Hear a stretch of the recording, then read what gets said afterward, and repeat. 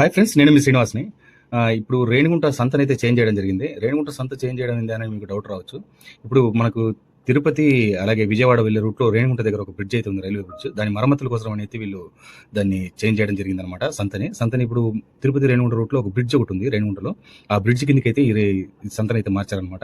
ఇప్పుడు ఇక్కడ చూసారంటే మెయిన్ ఇంతకు ముందు ఉండే సంత గేట్ దగ్గర ఎంత జనాభా నిలబడిపోయిందో చూసారు కదా. వెహికల్స్ అయితే ఫుల్‌గా అటుపక్క నుంచి ఇటుపక్క వరకు ఫుల్‌గా నిలిచిపోయాయనమాట. అంటే ఈ గేట్‌కి యువతల ఒక కిలోమీటర్, గేట్‌కి అవతల 1 కిలోమీటర్. అందులో కొత్త బ్రిడ్జ్ అయితే అక్కడ రైల్వే బ్రిడ్జ్ కూడా వస్తుంది. దానివలన చాలా ఇబ్బందికర పరిస్థితులను అయితే ఎదుర్కొంటున్నారనమాట. ఒకవేళ రైల్వే వాళ్ళు ఆ విధమైన చేయాలనుకుంటే కనుక కొద్దిగా ఇన్ఫర్మేషన్ చేయడమో, లేదంటే అక్కడ ఇది ఏదైనా ప్రత్యామ్నాయ మార్గం ఒకటి పెట్టి తర్వాత చేసింటే బాగుండేమో, బంద్ చేయడము. ముందుగా ఇన్ఫర్మేషన్ అయితే ఇచ్చారు కానీ అది ప్రత్యామ్నాయ మార్గం లేకపోవడమే ఇక్కడ చాలా ఇబ్బంది చేసింది అనుకోవచ్చు. ఇంకా సంత అయితే మనకు ఇక్కడ కిందకి వచ్చింది. కొద్దిగా ఇబ్బంది అయితే ఎదుర్కొన్నారు అందరూ కూడా.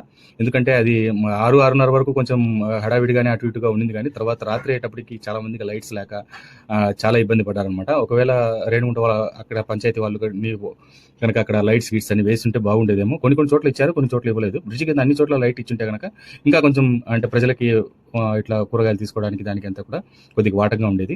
మీకేమనిపించిందో నాకు కమెంట్స్ రూపంలో తెలియజేయండి. ఒకవేళ ఈ మార్చడం మంచిదేనా, లేదంటే దానికి ఏదైనా ప్రత్యామ్నాయ మార్గం ఒక రూటు చేసి తర్వాత దాన్ని మార్చుంటే బాగుంటుందా అనేది మీకేమనిపిస్తుందో నాకు కమెంట్స్ రూపంలో తెలియజేయండి. చూస్తున్నారు కదా, సంత అయితే ఎక్కడికి మార్చినా సంతనే చాలా బాగా జరుగుతుంది. రేణిగుంట సంత అయితే ఫ్రెష్గా కూరగాయలన్నీ తీసుకొచ్చి జనాలు బాగా కిరిసిన జనాభా చూడండి. అంత ఎక్కడికి మార్చినా కూడా జనాభా అయితే తగ్గలేదని చెప్పొచ్చు అనమాట. ఇంతే ఫ్రెండ్స్.